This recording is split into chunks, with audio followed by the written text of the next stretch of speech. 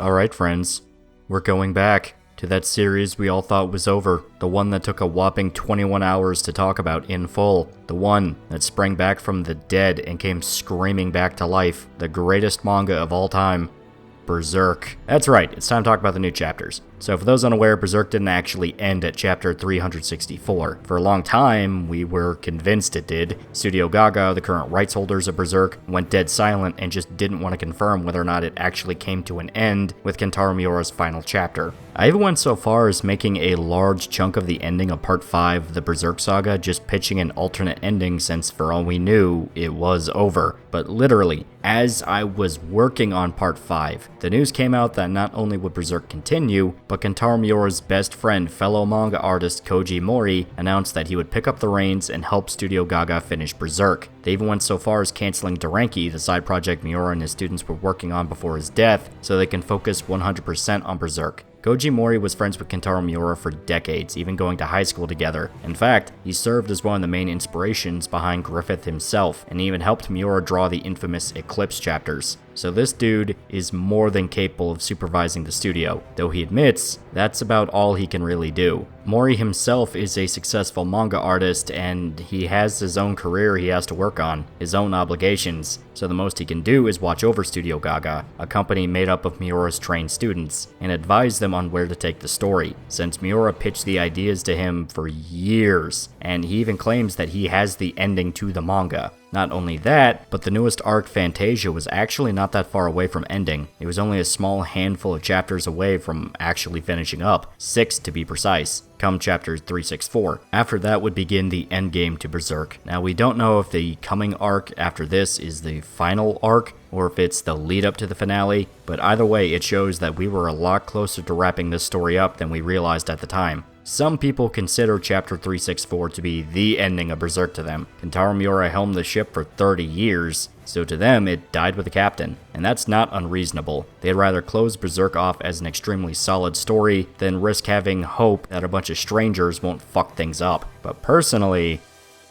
yeah, no, there's no way in hell I'm letting things end off with that cliffhanger, holy fuck. Now, some of you guys might have zero clue what Berserk is or what I'm talking about. You just click the funny little notification by the Gremlin Man on the Big Red website. Well, to put it simply, watch the Berserk Saga. There's so much context necessary to explain the story and why it's important. It's about the only real suggestion I can say. To catch up fans who might not remember the setup for these new chapters, Guts and his party journey to the homeland of the elves, Elfhelm, hoping to seek shelter from the demons and heal Casca's insanity. But during their quest, Griffith orchestrated a massive war with the Kushan Empire, ruled by the demonic king and unknowing pawn of the god hand, Ganishka. This was all to create the perfect conditions in order to merge the realms of the astral world together, mixing reality and fantasy, resurrecting the old empire that belonged to the ancient warrior king Geyserich. As the journey intensified, Guts was forced to don the Berserker armor, a cursed set of armor that drives him completely insane during battle and turns him into a feral killing machine. It also has the side effect of draining his strength, senses, and the pure strain it puts on his body rapidly ages Guts. He's like 24 or 25, but he looks like he's in his mid-50s. They did eventually make it to the island with the help of Farnice's brother and her arranged fiancé Roderick. They also meet a young girl named Isma who is a Marrow, and after they help her and her people defeat the sea god, they're personally guided to Elfhelm by Isma's mother. They arrive on the island and find a colony of mages living in harmony with fairy tale creatures. The entire island bathed in a positive vibe thanks to the massive spirit tree sitting in the center, so no demons can even approach it. They make contact with Danan, also known as the Flower Storm King, and she offers to heal Casca with a ritual. Farnice and Shrike, I am keeping this pronunciation purely because it pisses you people off, have to enter her mind and physically put her back together, experiencing all of her memories, traumas, and emotions she felt in her life. The ritual works and Casca is restored to sanity. But there's a catch. Any reference to the old days causes Casca to flash back to the eclipse, and she breaks down back into insanity. And I do mean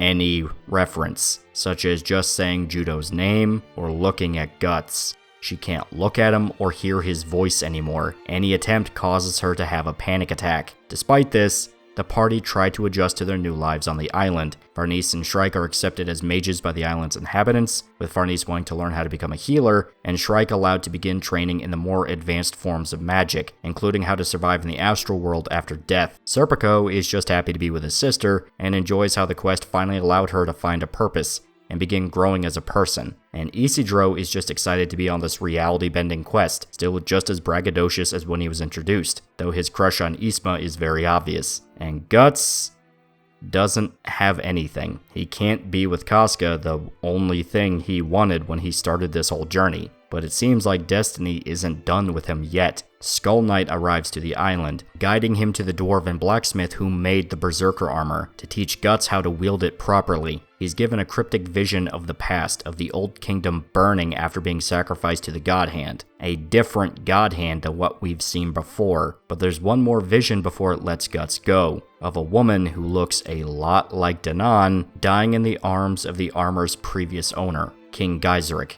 Yeah, Skull Knight is Geiseric. Once again, the hints weren't subtle. But other than that, that's all Guts really gets. Confirmation that Skull Knight himself was sacrificed and views him as like a kindred spirit. That's just a single answer. And it's to a question he didn't really care about. Other than that, his body's ruined, he can't be with the woman he loves, and he even begins to detach away from the party, believing that Casca deserves to be happy with them, and all his presence would do is ruin things. He hides himself away from them, preferring to train on his own and just watch from a distance. Then, things got weird.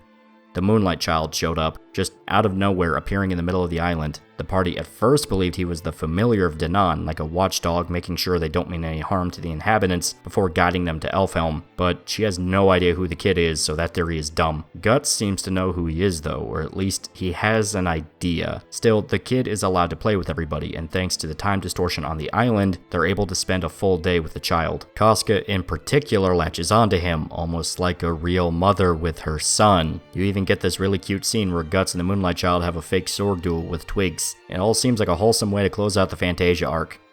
But come nightfall, yeah, that happened. Confirmation that the Moonlight Child is the demon infant that was absorbed into Griffith during the mass sacrifice at the Tower of Conviction, which, once again, kind of obvious, but pretty heartbreaking nonetheless, because Guts and Casca both watch him transform into Griffith. So we go from a bittersweet conclusion to the decades-long quest to heal Casca, and end with a massive kick to the teeth. Before 364, there was some hope that things could get better. The island was safe from monsters, and the party could just enjoy their lives in this literal paradise. But there's a quote from Guts that a lot of people forgot about, all the way back in Lost Children, when Jill begged him to let her come along on his, at the time, quest for revenge. There is no paradise for you to escape to. Guts can't run away from his fate. As much as he tries, he will never escape it. It will forever hunt him down even if he tries to let go and move on. And all he did was drop his guard, which has some downright drastic consequences. Now,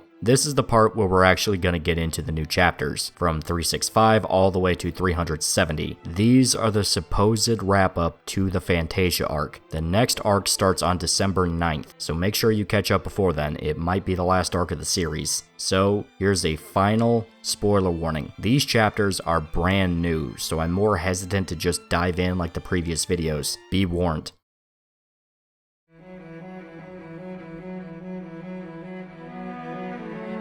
So chapter 364 ends with Guts and Casca watching the Moonlight Child, which Casca only just realized might be her son. Right as he transforms into Griffith in front of them, an entity of pure unadulterated evil just showed up right in the middle of Elfhelm, which is the closest thing the characters know as heaven. This chapter, 365, begins a little bit before Griffith's transformation. We even see a quick sequence of Puck flying through the air before him and even the Marrow sense something from within the island. In fact, every creature feels it. Something powerful breached the barrier, and they're afraid. Cut to Shrike in the hut, spotting Casca right as she runs out the door, much to her and Evilir's confusion. They go to check on her and see Casca standing in the doorway, watching Guts standing before him, Griffith. And remember, any hint of the old days makes Casca have a breakdown, and she does, completely freaking out while her brand sprays blood. Memories of the horror she's seen flood her mind, the charm Flora made exploding off her neck, which seems to make the bleeding worse, now firing out of her brand as she collapses to the ground. Shrike meets Griffith's eyes, and the sheer power of his presence has her scream in fear. Casca is fully consumed in her panic attack, while Guts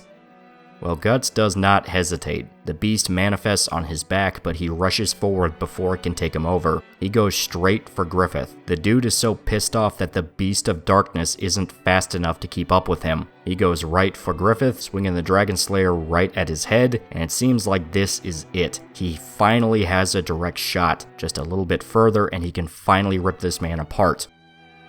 But he misses. No.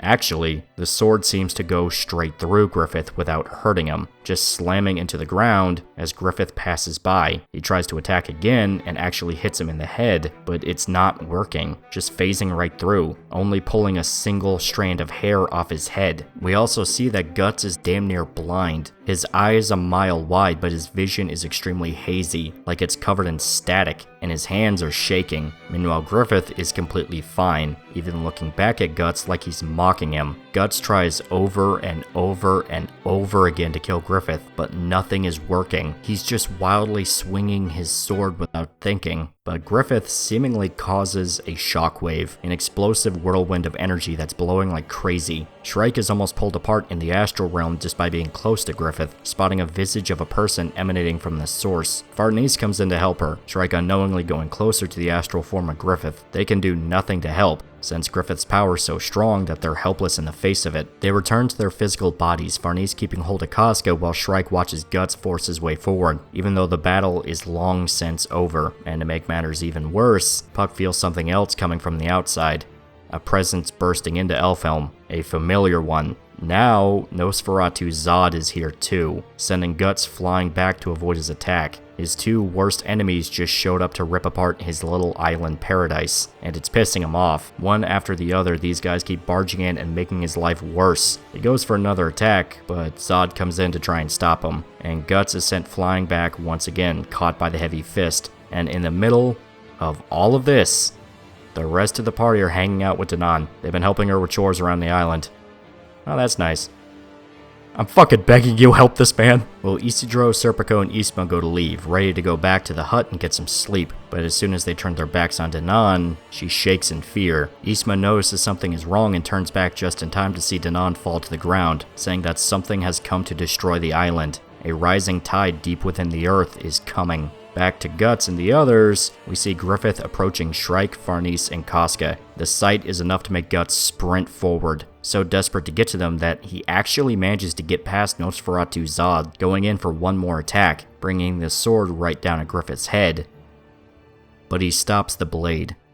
Griffith is hugging Casca, holding her in his arms. If Guts finished the swing, it would kill her. He is speechless at this sight, just holding his sword over Griffith's shoulder. The shockwave finally dissipates too, Guts dropping the blade to the ground as the wind stops. Then an earthquake starts. The ground shakes and splits open, Guts falling into a sinkhole as Griffith stays with Casca completely unharmed. Varnice and Shrike are also dragged into the earthquake, and we see that Elfhelm itself is being uprooted by something bubbling under the ground. Griffith just summoned something that was hiding under the island. Remember that blob from Conviction?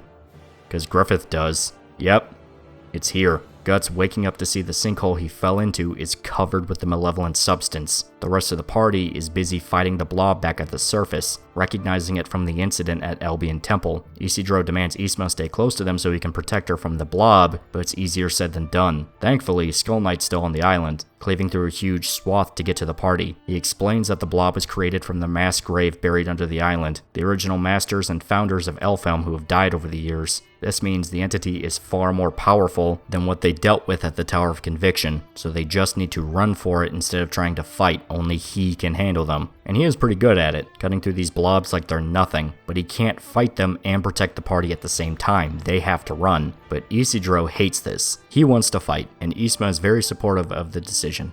She's a good kid. Skull Knight knows the island is destined to fall, but seeing Isidro's determination to stay and fight impresses him. After all, the collapse is destined, but isn't his whole deal struggling against fate and destiny? Outside of Elfhelm, we see the crew of the Seahorse readying to leave the island, getting supplies on board as fast as possible. The Marrow warned the Seahorse about the threats coming for Elfhelm, so they're running for it first chance they get. Roderick sent a messenger to the village, thinking he can warn the others before it's too late, unaware that shit has long since hit the fan. Azan and Magnifico are getting drunk meanwhile. They don't think there's any big deal to worry about, but Roderick just knocks out Magnifico and orders his crew to stow him away somewhere. Yeah, he's pretty much useless. But that's when they feel the earthquake, the entire island shaking, and even causing tremors in the water. Worse, the blob is barreling down the hill straight for them. Some of the crew members think they're just fairies, not realizing the danger as they're quickly surrounded. Just like at Albion Temple, they're consumed by the blob, stripped of their flesh and left a bloody skeleton. Quick note, by the way, the art is really fucking good. It reminds me of Conviction. I love it.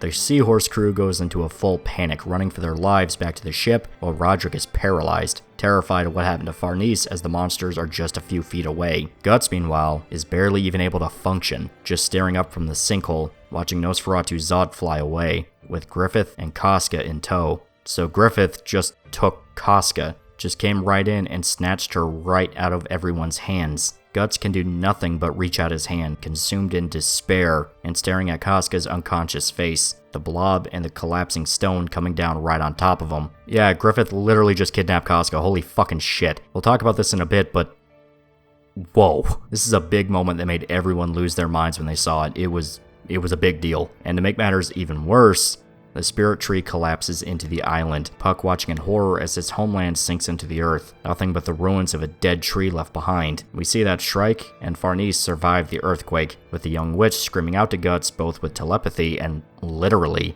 Puck can barely comprehend what's happening, the island sinking into the water while the mages run for their lives, and Guts is still in complete shock. No matter how many times he tried, none of his attacks worked. He was powerless to save Casca. He's so consumed by this that he's not even registering what's going on around him. Before long, the island breaks apart, sinking into the ocean and scattering around in the seawater. The only positive is that the blob burns away once it touches the ocean. Roderick was saved by his crew and in complete shock, needing to be taken out of it to come back to reality. The crew notices the blob's weakness hitting both fire and ocean water, but they've got a lot of crew members that are stranded. The Marrow can't save them all and the waves are getting worse. Eventually, only a small chunk of Elfhelm is all that remains, the mages and the sailors barely making it to the little dry land they have left, Isidro simply asking if this is all real. Danan doesn't say anything, simply glowing bright with magic. She's casting a spell that affects Isma too. Danan simply saying it's time to depart this world, and then it happens. As Isma calls out to Isidro, she vanishes, just her dress left behind. The rest of the magical creatures follow suit, all glowing bright before vanishing into the air, leaving behind the beaten, exhausted survivors, all alone, and the ruins of Elfhelm. Guts simply on his knees, defeated and leaning on his sword. The next chapter starts sometime after the destruction of Elfhelm. The survivors are loaded onto the ship, Serpico and Puck finally reuniting with Shrike and Farnese. While the rest of the Elfhelm creatures vanished, Puck and Evalira stayed, most likely because they're so attached to the party that they just refuse to leave them behind. I'll talk about this in a bit since it is a little vague. Still, the party is back together, mostly. Serpico notes that they're missing some people, Guts and Casca. The mention of her name causes Farnese to break down crying. She couldn't do a single thing to help. Her job was to protect Casca, but Griffith just swiped her away without any resistance. Even after all this time, Farnese feels completely useless. Isidro is just speechless, still reeling from the loss of Isma. The whole party are just broken. They can't find anything to say or any way to pick up their spirits. They lost, and they lost bad. That's when someone decides to show up. Morta, that witch girl that Shrike befriended. She survived the collapse, and she's quick to take charge of the situation, grabbing Farnese and telling her to get her shit together. They have wounded on board, and they need her to help with healing them. Farnese wanted to be the white mage, so it's time to act like the fucking white mage. Farnese composes herself, realizing that they have to get up and do something to help. Shrike wants to help too, but Morta stops her. She says that Guts was brought onto the ship, and he wasn't okay. He's just staring up at the sky and mumbling to himself. He's broken, and that's bad news if the Berserker armor activates. You have a ship full of wounded people all stuck in a tight space. If the armor takes control, there's nothing anyone can do to stop him. Shrike really should go talk to him and make sure he's okay. She runs off, and we see that Isidro is just shaking. He's still trying to come back from what happened. Roderick, meanwhile, is right back to his old self, making sure all the survivors are on board, taking note of lost cargo, and demanding his men ready to set sail before anything else horrible happens. He even asks if Guts is okay, and when they tell him that he went into the crew quarters alone, Roderick panics. Guts has those special circumstances they have to watch out for, so he starts banging on the door, begging him not to do anything stupid. But Guts doesn't even register the noise. He's just staring at the Dragon Slayer propped up against the wall. He sinks to the floor, the force causing the sword to clatter to the ground. And Guts finally realizes, after all this time, even when he had literally nothing, no one in his life, and no home, he always had his sword. It never failed him. He could always depend on it no matter the situation. It was really all he had, and now when it mattered the most, it completely failed him. The sword went straight through Griffith, not doing a damn thing to him, except pulling a single hair. To Guts, it really seems like he lost everything, from his reason to live to the reason he kept living. And that's how Fantasia ends. Not with a bang, but with a whimper, like a beaten dog. What was supposed to be an arc about healing, fixing your problems, and uniting as a family, ends with probably one of the most depressing endings in manga. We lost Danan, Elfhelm, Ysma, and worst of all, Casca. Griffith kidnapping her and taking her to God knows where. That paradise everyone thought Guts could live out the rest of his days on was torn apart. That little shred of hope wasn't just snuffed out, it was brutally executed. It's probably the most hopeless ending of any arc, and that's fucking saying something, considering this series. But this is truly the first time we've seen Guts be defeated, and I mean truly, undeniably defeated. Even after Golden Age, he had his anger and his fury to lean into. While it was a grim ending, Guts at least knew he could make the demons pay, to punish them and use vengeance as his way of moving forward. It wasn't healthy, Christ, not by any means, but it gave him a reason to keep going. The end of Fantasia, though, even his anger failed him. Griffith came in like a literal god, and Guts could only swing his sword around like an idiot, hoping it can do something. And the reveal that Griffith is basically immortal raises so many more questions. Guts couldn't touch the god hand before, but he could at the very least make Slann feel pain. She was hurt when her and Guts fought in Qil'Thath. Is this because people literally worship Griffith? Is he actually just god now? And think about this, the Beast of Darkness never appeared. It manifested on Guts' back, but it never took him over. Griffith was so powerful that the manifestation of rage inside of Guts didn't even try to come out, just leaving Guts alone in his despair. That's fuck's sake, man. Give this guy a hug. Farnese, be his concubine. Cure his depression by being his witch waifu.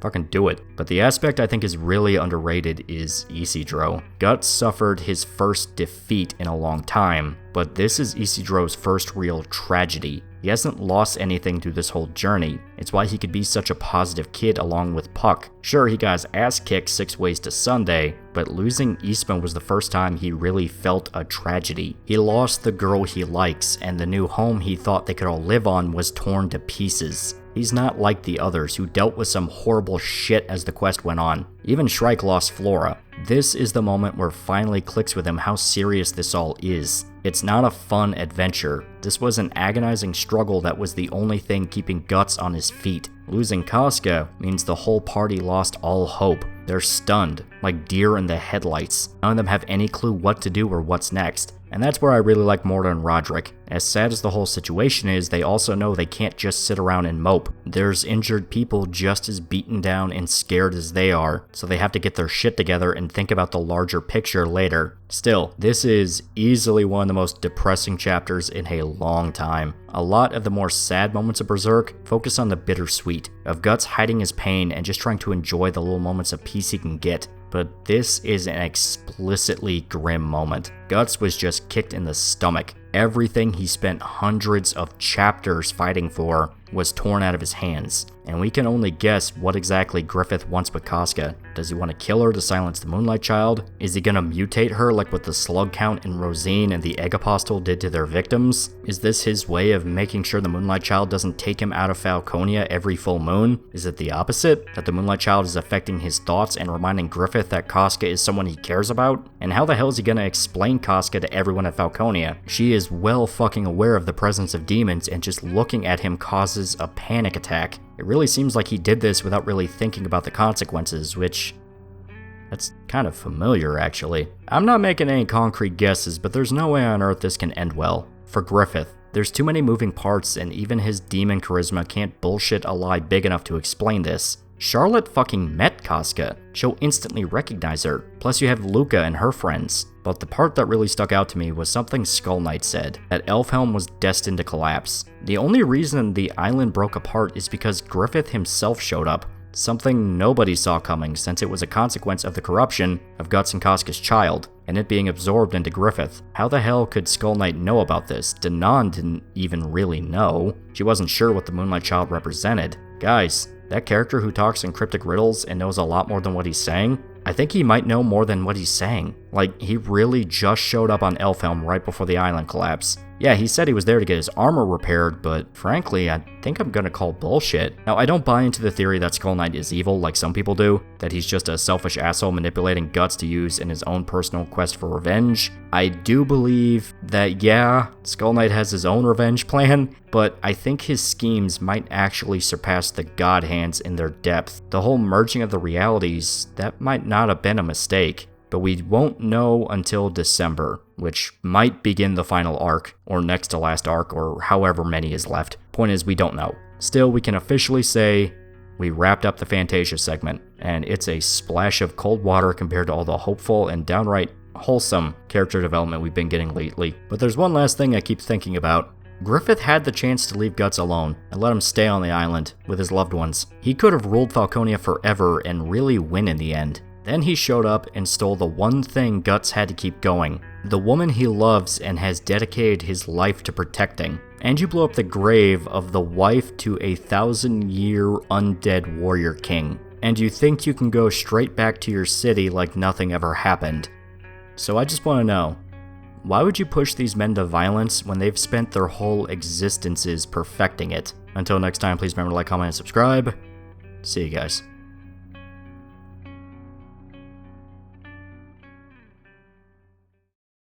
So yeah, it turns out there was one more Berserk chapter to talk about. It came out not long after that last update, so that's actually a bit awkward. I've been putting this off for way longer than I should have. Nevertheless, it's good to have more Berserk to enjoy. And it's time to check back in on Guts, because last time we left him, the guy was not in a good place, to put it lightly. To catch up those who might have forgotten, Guts and his party actually managed to succeed in their quest to bring back Casca's sanity, and despite her having trouble adjusting, it seemed like they were on a good track. While she simply could not just forget what happened to her, and it looks like any hope of a relationship between her and Guts again is pretty much dead and buried, the island is a real sanctuary. Casca could even spend time with the Moonlight Child, which is pretty much established as her and Guts' son now. The demon infant somehow resurrected into the mysterious entity that followed them around, and the party finally got a chance to just sit down and breathe. Of course, then Griffith showed up. Yeah, it was fully confirmed that the Moonlight Child and Griffith are sharing the same body, and when he took back control from the child, it led to complete hell on Earth. Griffith nuked Elfhelm.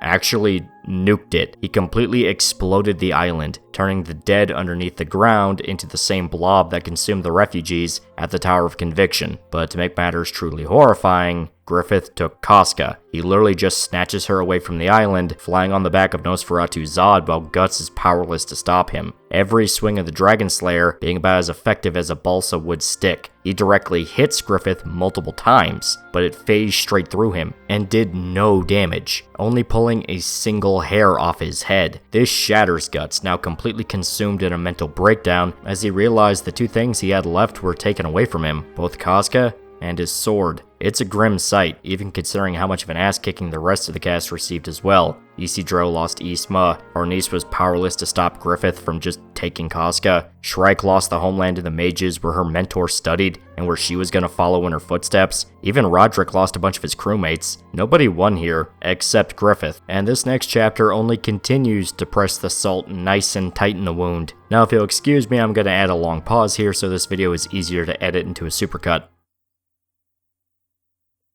Chapter 371 still focuses on Guts, still alone in the locked room while Roderick and Shrike try to get through to him. Shrike decides to astrally project through the door to try and reach Guts' mind once again, and the sight of the brute just staring blankly at his sword breaks her heart. Guts doesn't even seem to register that she's there, consumed by another wave of despair. His mind is full of bad memories of all the battles he endured. You get references to the Holy Iron Chain Knights, Rosine from Lost Children, even Rape Horse. It's another showcase of just how far we've come in the story. And while it is good fan service, it's also extremely depressing. Someone give this man a fucking hug. But one memory in particular sticks out to Shrike. It's of Griffith, when the two reunited at the Hill of Swords. Shrike recognizes Griffith, a revelation popping in her mind, but suddenly the memory is cut off, a pair of monstrous jaws slamming shut. Shrike realizes what's happening as the shape of the jaws become clearer, broken chains and blood revealing that this is the Beast of Darkness. It knows Shrike is in his head and it wants to keep Guts in his mental breakdown, since it knows that this is the best chance it has to take over forever. But this is where things get interesting. This little panel of Guts and the Dragon Slayer getting further away. The Beast is far stronger now, actually capable of fighting off Shrike's influence and forcing her out of his mind. And just to make matters even worse, Guts is hit with one last blow. Everything he's done, everything he's been through, has all been for nothing. All the fighting, the killing, the terrible things he's seen, the downright unforgivable things he's done, it all went up in smoke in a matter of seconds. Griffith showed up and ruined his life again in less than 5 minutes, after Guts spent years fighting to get some semblance of peace. So he sinks deeper into this weird psychological abyss, stripped naked of his armor and falling down into the black. It's reminiscent to when Griffith sank down into the abyss when he was transforming into a god hand, only instead of gaining power or losing his humanity, Guts just collapses, fully broken on the floor. Shrike is forced back into her body just as Roderick and his men give up, simply walking away as she just watches, unsure of what to do. All she knows is that they're sinking, torn apart by the cataclysmic defeat. What's left of Elfhelm is devoured by a whirlpool, erasing any trace of the island that was once there. The party can't do anything but lick their wounds. Every shred of hope burned to a cinder. Even Guts, who is a pillar of strength for the group, is left a husk of a man. Their quest, the one thing that brought them together as a family, just ended in unspeakable tragedy. So all they can do is float on the seahorse, without even a clue of what they're doing. Now back at Falconia, you get a sight that will enrage you to no end. Sonia is standing at the harbor just in a daze even as Mule calls out for her. Irving is standing with them, and soon they're joined by Locust and Grunbild. Mule notes that this is a sign of something big. These are Griffith's top guys, and they just randomly show up together out of nowhere, and Sonia simply tells them that Griffith has returned. They watch as Zod flies in, Mule in shock while everyone seems to have been expecting this. Zod lands, and Griffith departs, with Casca in his arms. Sonia simply welcoming him home, and the last panel you see is Griffith with a smug smile on his face. So that's chapter 371. It's not a lot, but what here is substantial. Guts is far past his lowest point. The guy's brain is fried. Everything he fought for was destroyed. The nightmarish shit he pushed through just to get a shot at Griffith, and then later to protect Casca and keep her safe, it all amounted to jack and shit. Seeing the guy just collapse and break is one of the most painful segments of the manga. Guts, even when he suffered defeat before, always tried to get back up and keep fighting. That was the appeal of his character, that this guy would always retaliate when he got hit, and he was an unstoppable beast if pushed too far. But now, that skill set, that very thing that made him lovable and inspiring, means not a fucking thing. What's the point of brute strength when it doesn't work anymore? And not only that, but it failed him at the worst possible moment. Not only did he lose Casca, he just realized that even if he did manage to get a shot at Griffith, it wouldn't work. Griffith doesn't care. He was never affected. The most he could do was pull a single hair off him, even after multiple direct hits with the Dragon Slayer. It especially does not help that the Beast of Darkness is clearly influencing his mental state, forcing Shrike out of his mind and allowing him to spiral down deeper. This was actually a surprise when it happened, because the Beast was dead quiet when Griffith actually showed up on Elfhelm. We still don't really know why it did this. Some people think it's an all according to Keikaku style plot, that it intentionally didn't do anything when it stared Griffith in the face to fuck Guts over, but I'm not really sure about that, because we saw that Guts literally couldn't do anything against him. I'm not sure how the Beast getting involved would have changed anything. It's basically just Guts' imaginary friend. Personally, I'm going with the interpretation that the Beast held off simply because Griffith was that powerful. When Shrike and Farnese entered the astral world, it was literally like standing next to a hurricane to be that close to Griffith. Maybe the Beast was intimidated and only wants to take over now that it thinks it's safe. And I mean, yeah, this would be the time to do it. It's a stretch, I admit, but speculation's all we have at the moment. It hurts to say that, but the interesting part is the segment in Falconia. Sonya and the top apostles are waiting on Griffith. Oh, sorry, I meant apostles. I forgot the T, don't worry. I caught it that time, don't worry, guys. But yeah, it seems like they knew he left and were expecting him to come back. Do they know about the Moonlight Child? Did they know he was going to take Casca? Why? What was the plan? Do they think Casca can separate the child from Griffith? Is that even the idea? What is the plan? Why do they care about Casca now when we've just seen that they could have easily taken her at any moment beforehand? Were they plotting to destroy Elfhelm and just thought to kill two birds with one stone? This part brings up a lot of questions, and it pretty much confirms that Sonya is well aware of Griffith's demonic nature. I mean, she always knew about demons and apostles, but this fully confirms that she knows that these things are fucking evil, and she herself might be pretty damn evil. If she knew Griffith was on his way to destroy Elfhelm, then she knew why he cares so much about that, meaning she knows he's a god hand, and that says more than enough right there. Because remember, the explanation is he wants to target magic users because they're the only ones that can stand against him. For Sonya to be aware of that, she would have to be aware of why magic users would want to fight Griffith in the first place. If she simply predicted that he would go and kidnap Casca, she would have to know A, who Casca was and Griffith's history with her, which, yeah, definitely would not be a good rabbit hole to go down,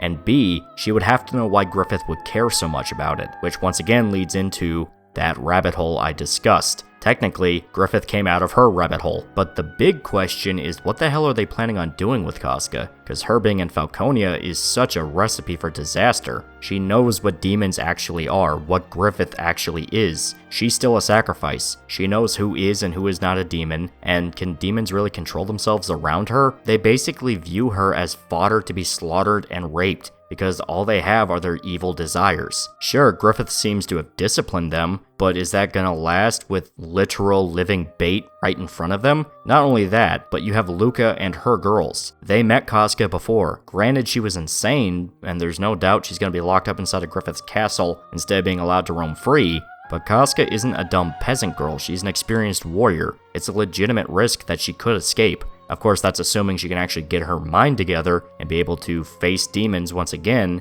but point is, this is a massive powder keg of a situation, and personally, I love it. I'm super hyped. But this is the only chapter we have at the moment, since the manga is apparently right back on hiatus, which is fun. I'm not angry at all. Why would you think that, motherfucker? Nevertheless, this is a damn good chapter, and I really hope we get some news about when the next one's gonna drop, but sadly, gonna have to call it here. Until next time, please remember to like, comment, and subscribe. See you guys.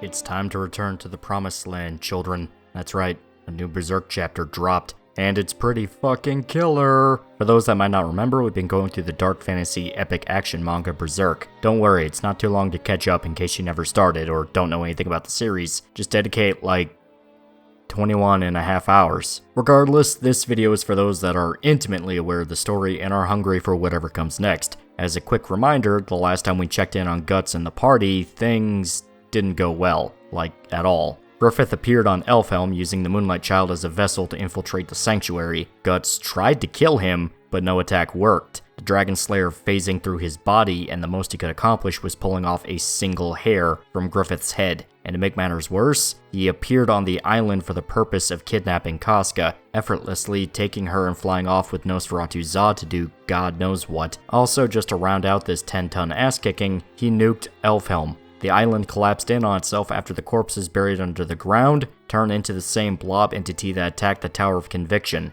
He nuked the fucking island. The survivors are now stuck on Roderick's ship, sailing aimless on the sea as they lick their wounds and try to process what the hell just happened. All those magical creatures vanished, sinking deeper into the astral realm where they won't be of any help anymore. And the worst part of it all, Guts is a complete mess. Everything he worked for was shattered in mere seconds. All the rage and fury he could rely on through his entire quest ended up being useless, and he lost Casca seemingly for good this time. He's thrown into a brutal mental breakdown, and the Beast of Darkness is able to take hold in his mind, even forcing out Shrike, who tries to astrally project and help him. The creature intends to let Guts spiral down further, sinking into a catatonic state as he collapses to the floor. That was the last we've seen of him, and yeah, it was a grisly last few chapters. This next one is pretty much more of the same, with some bitterness tacked on for good measure. The last chapter ended with Griffith taking Casca to Falconia, the generals of the Band of the Hawk and Sonia seemingly anticipating his arrival. We have no idea what the hell he was planning, or why he would even take her to his kingdom in the first place. Multiple people that Casca met and knew personally live there.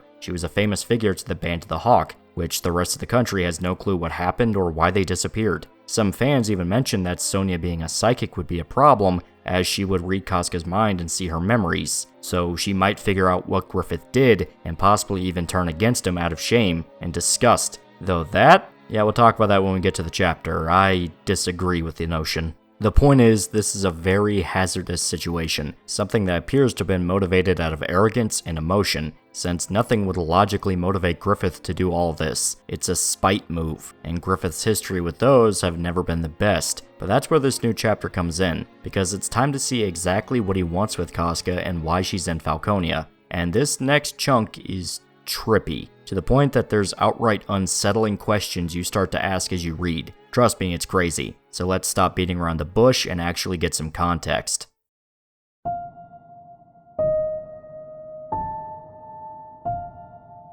The chapter opens up with Casca watching the island collapse, still conscious as she's flown away with Griffith and Zod. Her thoughts immediately turn to Guts, seeing him walk away in her mind as she gets further and further. By the way, as a quick note, some people point out this set of panels look exactly like the end of the 97 anime intro, which if that's an intentional Easter egg, that's pretty clever, not even gonna lie. But then something weird happens. Casca wakes up. She's in a large mansion, yet instead of freaking out or trying to escape or even figure out where the hell she is, she actually seems pretty comfortable. She gets out of bed thinking that everything that just happened was all a big dream. Servants come to her bedside, telling her good morning and getting her dressed for the day. No one comments that she's unfamiliar or a new guest. It's outright routine, or at least it seems so. Casca is ready for the day, wearing a big red dress created by some hotshot dressmaker. The maids all give her compliments while Casca is just silent, almost like she's in a daze. Even her eyes look heavy, like she's not really seeing what's in front of her and is just operating off autopilot. Regardless, they all leave and they walk through the castle. Casca is distracted by the large and ethereal world tree, shining so bright even the attendants comment on it. She then notices a group of soldiers marching through the city, readying up for a new campaign, and once they name drop that they are the Band of the Hawk, this translation uses the Band of the Falcon title, but you get the point. Casca starts to cry, the servants assuming that the appearance of the soldiers frightened her. They try to leave and get her away from the balcony, but the sounds of their marching is still playing in her mind. They go outside to a large garden, a group of young children approaching Casca who she spends some time with, still in her strangely empty, content state of mind. The kids seem familiar with her as well, making flower crowns and playing with her. Sometime later, they sit down for dinner, Casca robotically eating her steak and drinking wine, and she still hasn't said a single word through the entire chapter. It's similar to the time she was insane, but significantly more functional. She can dress herself, walk normally, and apparently still has her own thoughts, even crying at the mention of the Band of the Hawk. She's just empty, like a doll. That night they help Casca take a bath, her trying to relax in the water, and noticeably, her brand isn't bleeding. In fact, they haven't mentioned it at all this entire chapter so far. She mindlessly touched it once when she woke up, but it never mentioned any pain or blood. And you'd think a city full of demons would have that thing firing blood like a fire hose. Griffith's presence alone should have Casca in agony, yet if she feels anything, she's not showing it. In the middle of her bath, Casca is suddenly hit with memories of the party, a quick flash of her time on Elfhelm in her mind. but as soon as it appears, it's smothered in her brain. She seems to not even recognize the memory, left more confused by it than anything. She's apparently still thinking about it as she sits alone in the mansion, just resting in her chair. Then something happens.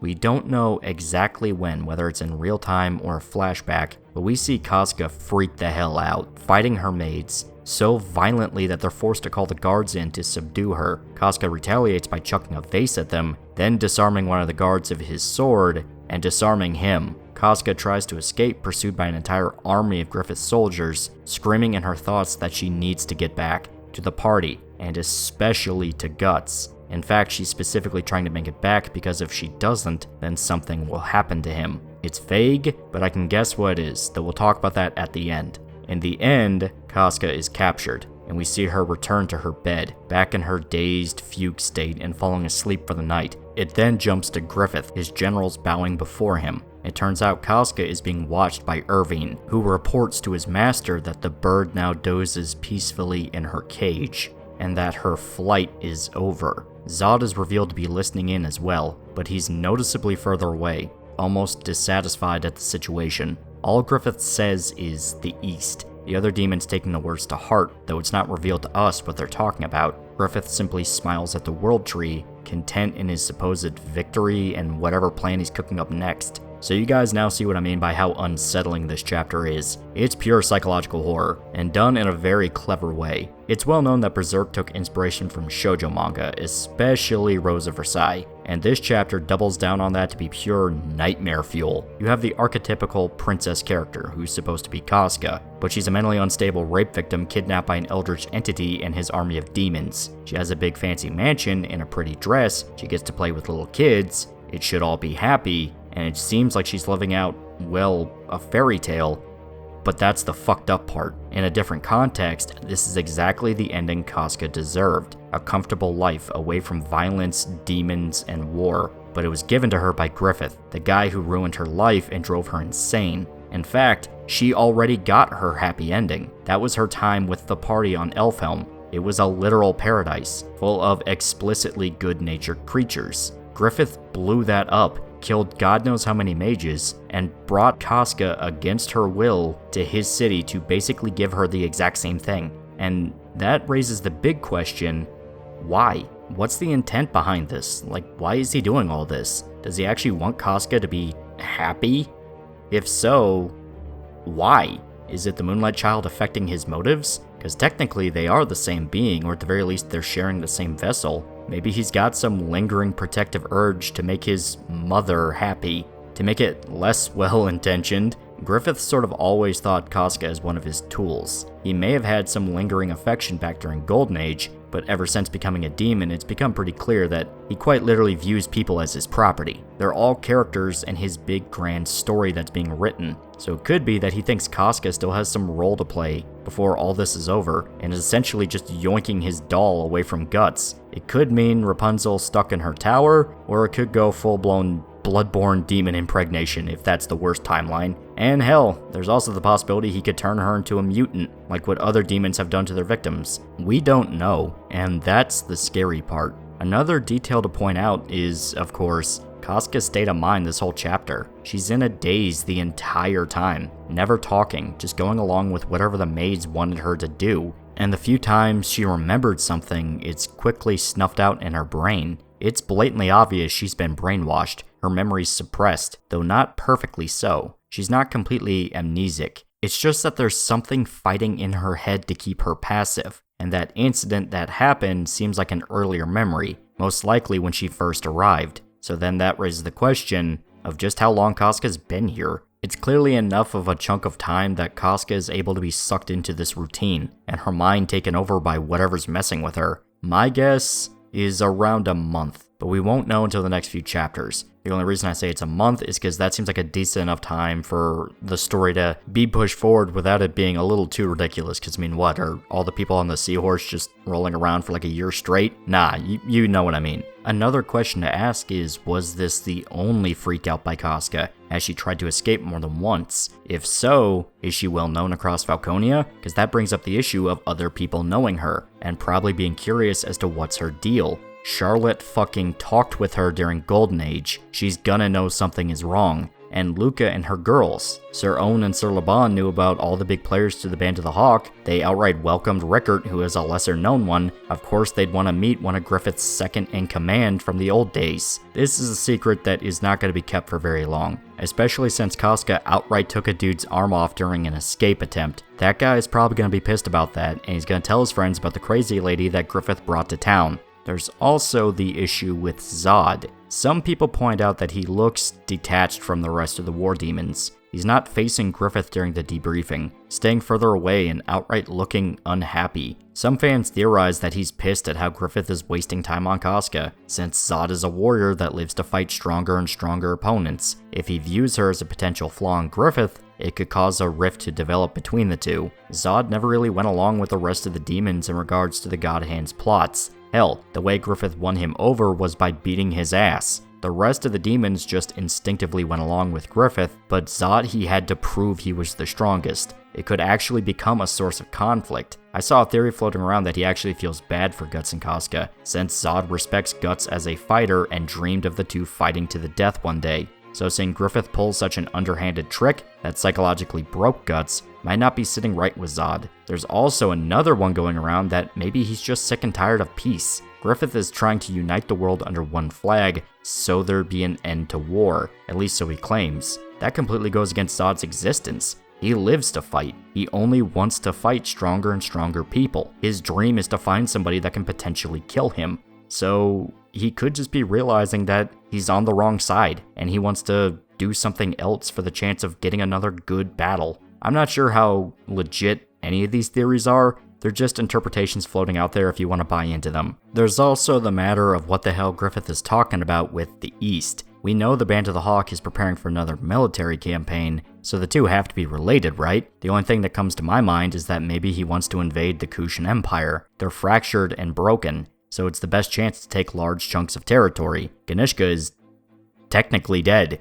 or maybe he has another intention behind it. Personally, I think he might be gunning after the Baki Raka. Remember, Rickert and Erica escaped with Salat and the Baki Raka in a very public fashion, flying off on the backs of the pterodactyl monsters with Master Daiba, and mortally wounding Roxas in the process. That's already enough to put themselves in Griffith's crosshairs, but add on to the fact that Rickert smacked Griffith across the face not long beforehand, which pissed off Sir Locus enough to send Roxas after him in the first place. But in retrospect, that slap might actually be way more important than we realized. Remember, when Guts tried to kill Griffith, his sword went straight through him. It literally phased through his body and didn't do a damn thing beyond plucking a hair off his head. Rickert was able to smack him so hard Griffith's head flew down. He was able to physically damage the guy that Guts couldn't even scratch. That might actually be the reason Griffith tried to kill him, not just because he was insulted, but because he thought about that slap and went, wait, how the fuck did that little shit do that?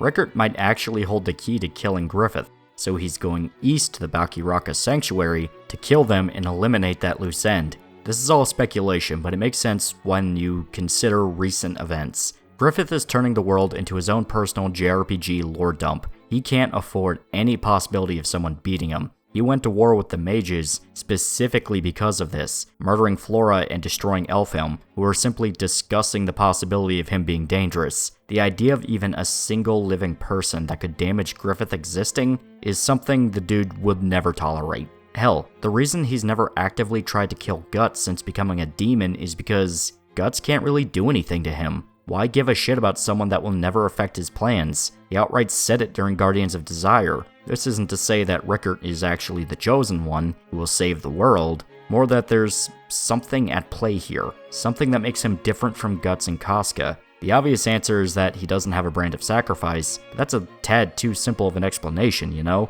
Another detail to point out is that Skull Knight saved Rickert all the way back during Golden Age, when the Slug Count and Rosine killed the wounded unit of the Band of the Hawk. In retrospect, that was a weird decision. I mean, it's not like Skull Knight is a complete sociopath, but the fact he went out of his way to save one child instead of the rest of the entire unit, yeah, that's kinda noteworthy now that you think about it. Sure, you can chalk it up to Skull Knight being fucking awesome, which he is, but when you put it into this larger context, especially with this new information, he might have had special plans for Rickert or knew something that we don't. We won't know until it's revealed, but I definitely think this isn't something to ignore. Another detail to point out is this. What character could possibly be fucking with Casca's head? What character have we seen that has the ability to affect people's minds, and they're only growing more powerful as time goes on? Yeah, I fully think Sonya is the one affecting Casca's thoughts, because I'm convinced this kid is aware of what's going on and is in fact fully evil. This is, once again, pure speculation, but the way the previous chapter ended really pointed to the idea that Sonya knows way more than she's letting on. And once again, you have a character with psychic powers in the same city as a character whose mind is being messed with like someone who would have psychic powers could possibly do. Yeah, you get what I mean.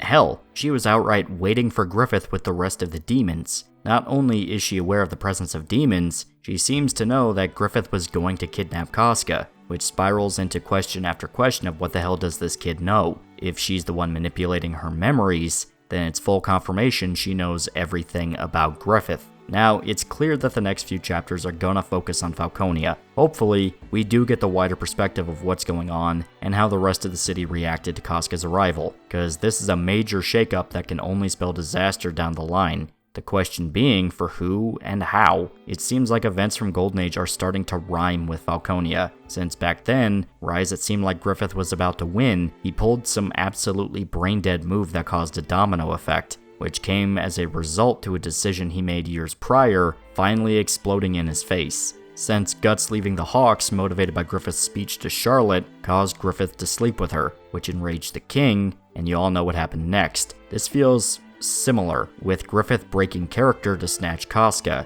and Zod is looking pretty unsatisfied with the way things are going. That's not to say the final arc will be an exact retread of Golden Age's plot points, but there's definitely a similar sound that'll make you flashback to that arc, and it makes sense when you consider this is supposed to be the big crescendo to Berserk. We don't know how many chapters are going to come out before the legit finale. Most likely, we still have at least 50 to go, and that's the conservative estimate, the one I pulled out of my ass. So it's going to be a while before it's all revealed. But that's all I have to say about the recent chapter. The next one is due close to the end of May, which I won't be able to cover for a bit since I'm actually going to be flying out to Japan come the 31st for the long-awaited Japan saga.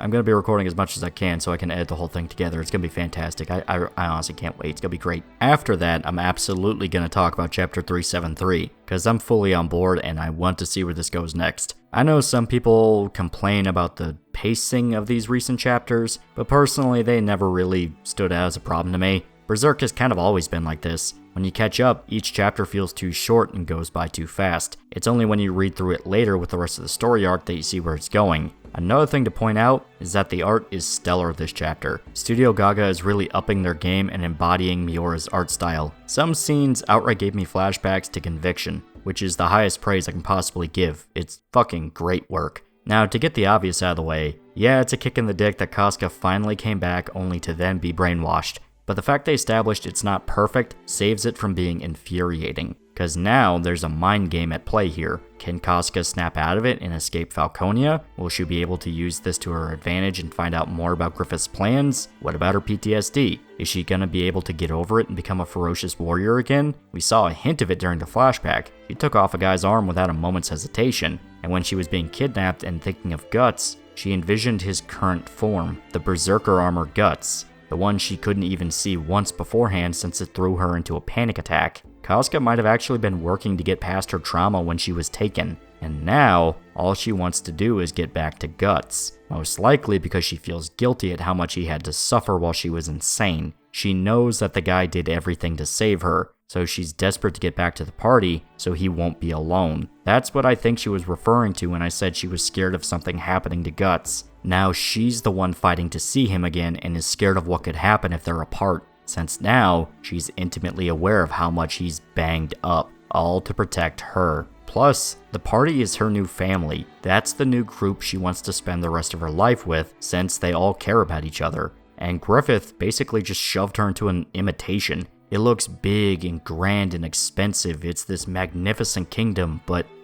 it's hollow, like how she is right now. On the outside, she seems content, but it's because she's not really thinking about anything. She's not allowed to think. As painful as it was when she remembered the old days, she was genuinely happy on Elfhelm with the party, with that shitty little island with the mages, those little fairy tale creatures. Even though it hurt her to be next to Guts, it's what she wants to do. This all harkens back to something I brought up in the actual Berserk Saga video, when I talked about the difference between Guts and Griffith and how they approach relationships. Griffith is very superficial. All the relationships he has are based on manipulation and lies, looking great on the outside and seeming like he actually cares, but he doesn't.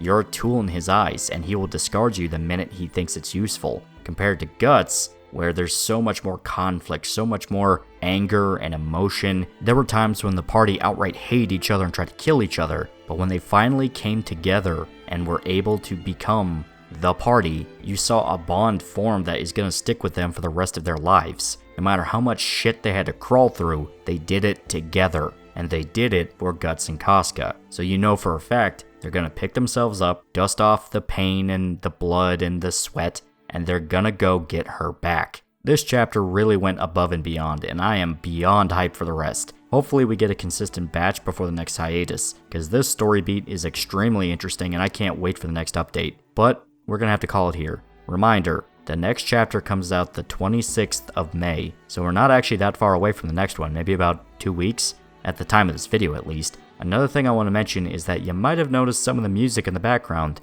Well, one of the tracks used during the video was actually composed by a guy named Clarity. Yeah, composed. He's a guy who makes his own original music, and he's been on sort of a project to do a full soundtrack for Berserk. He takes a lot of cues from stuff like the Souls series and especially Bloodborne. Check him out, he does great work. Until next time, please remember to like, comment, and subscribe. See you guys.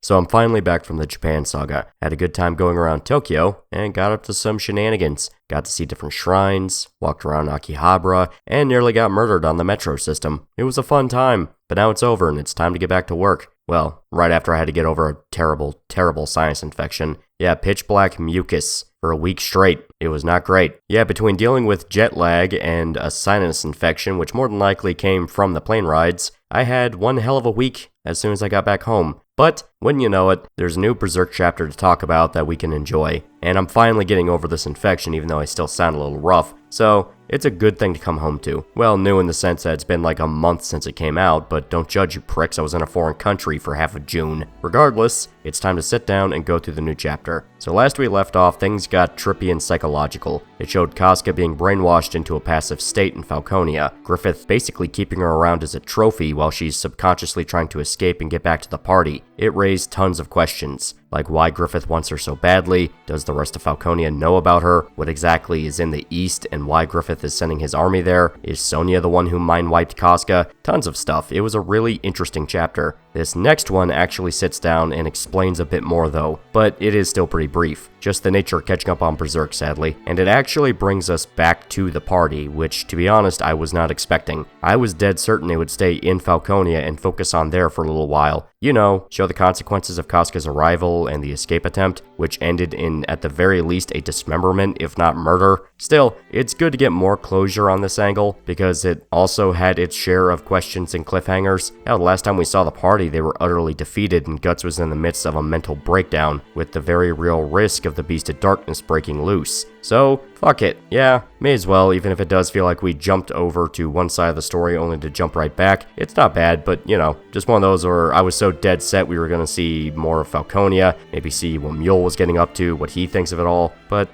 just not how it played out. Regardless, let's head back in real quick and get to the chapter. So it begins on the Seahorse. Serpico says they've been looking for Isidro, but the boy has been dismissive, like he's not really paying attention or gives a shit at this point. It's revealed that Shrike is preparing a magic ritual to track down Casca, but even this news isn't enough to excite the boy. Serpico tries to explain the details of how it'll all work, but Isidro just sighs and says he doesn't get it. The loss of Isma was a major gut punch for Isidro, who's now just floating through things, filled with both angst and apathy. He just doesn't care anymore. His big adventure in life stopped being fun, and the reality is too bitter for him. Serpico points out how dire things have gotten. I mean, Elfhelm is gone for good, and to make things worse, the mages that live there are starting to lose their magical abilities. They're just people now. The fact the party was unaffected is really the only victory they have to work with, but Isidro is still consumed in his depression. Simply going ain't that swell, because remember, he's a young kid. He's never had to feel a crushing defeat like what some of the other party members have gone through, like Guts in particular, or even Serpico and Farnese, not even Shrike. He's never had that big oh fuck loss that everyone else has. This is his chance at finally feeling that, and it's simply getting the best of him.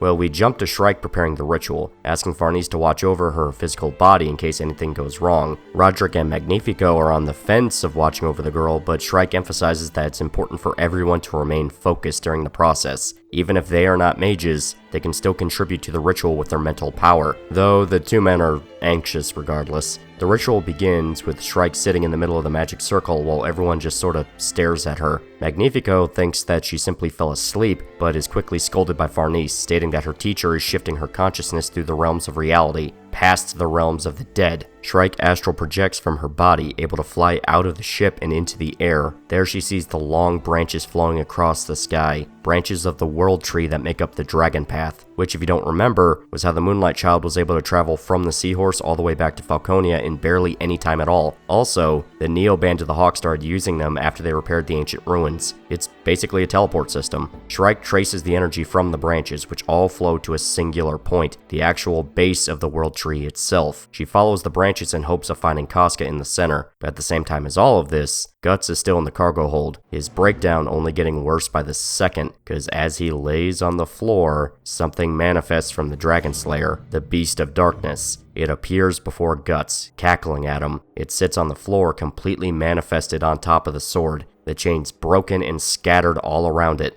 and it simply asks Guts if he wants it. Power. The suggestion incites Guts, who reaches out and grabs the Dragon Slayer. He rises to his feet, the beast motivating Guts to raise his weapon once again. It seems that Guts is gonna fall back into his old habit. He's gonna let his anger override any other feeling inside of him, simply stop thinking and get royally pissed off. But that doesn't work this time. He hallucinates Griffith standing on top of the Dragon Slayer, like he did his old broadsword all the way back in Golden Age, when he beat Guts in the very first duel they ever had together. The image shakes him, breaking out into a cold sweat and even vomiting onto the floor. Guts is once again sent to the floor, where the Beast of Darkness mocks him. He says that Guts cannot deny the creature any longer. His brand limits him. His flesh restrains him. He must give everything to the beast. His blood, his pain, even the creaking of his bones. Give in to the Beast of Darkness, and it promises to give him the power to kill Griffith. No clue what it plans to do, considering the last time Guts fought Griffith, the Dragon Slayer phased right through him. It didn't do a single thing beyond pluck a fucking hair.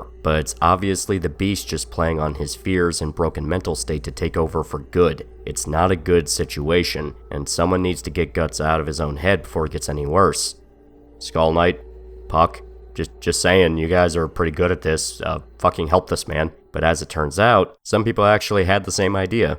In the worst way possible, the ship is suddenly attacked by unknown boarders, chains bursting through the windows and smoke bombs blasting in the room where Shrike and the others are attempting the ritual. Turns out the attackers are Kushans, but we don't know what type of Kushans they are. Could they be remnants of the Kushan Navy who still think they're fighting the war? Could it be a Kushan unit at the Band of the Hawk? It could even be a chunk of Bakiraka looking for supplies themselves while on the run. We just don't know. All we do know is that they are hostile, barging into the ship and taking everyone they see as prisoners. Farnese is desperately trying to keep Shrike's body safe amidst the chaos, but the Seahorse is overrun, the crew too beaten and tired to fight back. The final page shows a group of Kushans entering the cargo hold, where they see an unconscious Guts on the floor. So as you can see, this is a short but sweet chapter. It gives us more details along with raising new plot points, like Shrike going on her journey to the World Tree where she'll hopefully track down Casca. You also have Isidro dealing with the loss of Isma and how that's turned him from an energetic kid to a lot more broody and kind of an asshole, almost similar to how Guts acted during his own childhood. Guts and his struggles with the Beast of Darkness, where it seems that manifestation of all his worst traits is slowly winning. We even see that Griffith has broken Guts so badly that he's legitimately traumatized from their last fight. He couldn't even lift his sword without flashing back to Griffith and puking. So not only is there a physical block preventing Guts from killing him, but now there's a mental one as well. If Guts saw Griffith again, the dude might legit become catatonic. The asshole finally did it. He broke his nemesis so badly that it seems like the only choice Guts has at this point is to use the Berserk armor to even think about facing him again. And who knows if that'll actually work. The beast assures him that the power he'll receive is worth the price, but it's also a manipulative entity of sheer evil that lives in his head, about the worst imaginary friend a guy could ask for. We still don't know what happened with Rickard ever since he went to the Bakiraka Sanctuary, so hopefully we'll get some answers on that, especially considering Guts and his friends just got attacked by Kushans. Things are getting wild to say the least. Unfortunately, there's no word on when the next chapter is coming out. A lot of people thought it would come out within the next few days of when this video comes out, but no. Young Animal is a monthly magazine, and it usually comes out on Fridays. That's a rough estimate, but whenever you get a solid release date, it's always sort of matched up with a Friday. A lot of people thought it would come out on the 25th of June, even though that's a Sunday, and shocker, no chapter came out. We're just kind of stuck without really knowing when the next one's coming, because we got that classic to be continued warning. Yeah, we have to deal with another cliffhanger. Just the nature of things, I suppose. Regardless, this is a fun chapter, and I'm excited for the next one. Mainly because I am curious how badly Guts is messed up. Is he so messed up he won't be able to fight, and you just have to deal with a chunk of time where Guts just physically can't fight anymore? Because that's more dangerous than anything. He's always been the heavy of the party. So the heavy not being able to do his job means a lot of factors are suddenly getting a lot more dangerous. Serpico and Isidro would have to step the fuck up with their job as warriors, not to mention Farnese, who is just a white mage. She's not really there to deal damage. She's just learning how to do healing magic. She's powerful in it, but it's all she can do. However, if it's a fluke, then you almost have to feel bad for the Kushan pirates. They just walked into a room with the worst possible guy to piss off, who is in the worst state of mind at the moment. There's not much else to say, but the beast it cometh down. Until next time, please remember to like, comment, and subscribe. See you guys.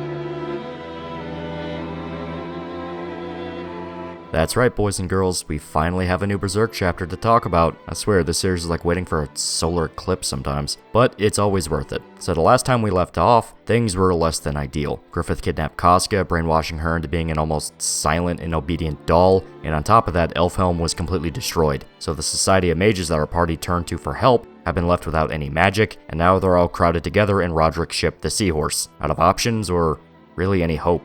And Guts himself has taken the loss exceptionally hard, mentally broken and slowly succumbing to the influence of the Beast of Darkness. Shrike attempted to help, but she was thrown out of his mind. The beast finally strong enough to ward off her attempts to keep the entity under control. So instead, she decided to perform a ritual that would allow her to track down Casca, shifting over to the astral world and following the branches of the world tree to their center, to Falconia. But the question remains of if she can get there in time and what can she even really do when she does. It's a city under the control of Griffith and his army of demons, and she's going there completely on her own. And in the middle of all of this, the ship is boarded by Kushan pirates. Everyone's cornered, even Guts, in the middle of the ocean. It seems like things just keep getting worse and worse. There's a distinct possibility Guts is about to go full rampage and slaughter everything in sight. The beast has already been whispering in his ear the entire time. Throwing in hostile pirates is just a recipe for disaster. But that's where we left things off. So let's get to the new chapter and see what the cliffhanger has led to, and whether or not this leads to a bloodbath.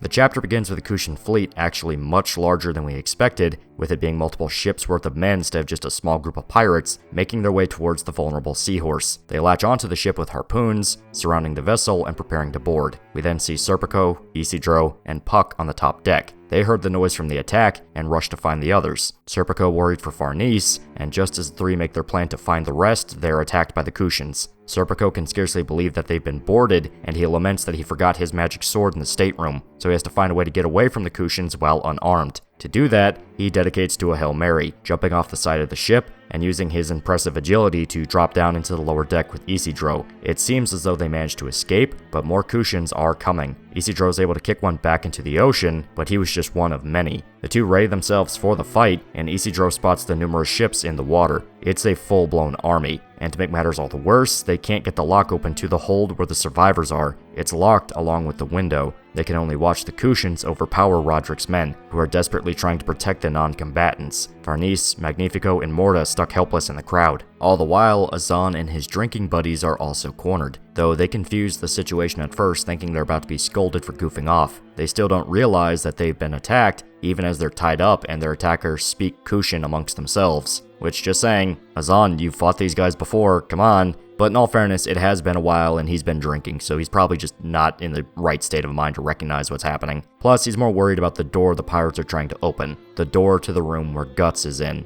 Azan is well aware that if that door's open, then Guts will rip these guys to pieces, along with everyone else on the ship. But the Kushans don't seem to care. They break the door open and enter the room regardless. It's dark and they have to rely on a torch to see, but they find him, still sprawled on the floor unconscious. Guts. The first thing they notice is his massive sword. The attackers never met him before, so the sight of the Dragon Slayer is more than enough intimidation. To the point, they immediately move back, sending a singular soldier to check if he's awake or not. The man is hesitant and gives a light kick to Guts' hand. He grunts, and the pirates ready themselves for anything, but Guts merely lifts his hand up before it falls back down and himself back into unconsciousness. This is enough to let the Kushans build their confidence, and they ready their chains to tie him up. But for a moment, a brief moment, we get this panel of the Beast of Darkness shattering chains. An obvious hint that Guts is probably not going to be quite as passive as they believe. There's a panel next to it of chains going taut, so it's possible for now he's been tied up, so at the moment he's not going full rampage.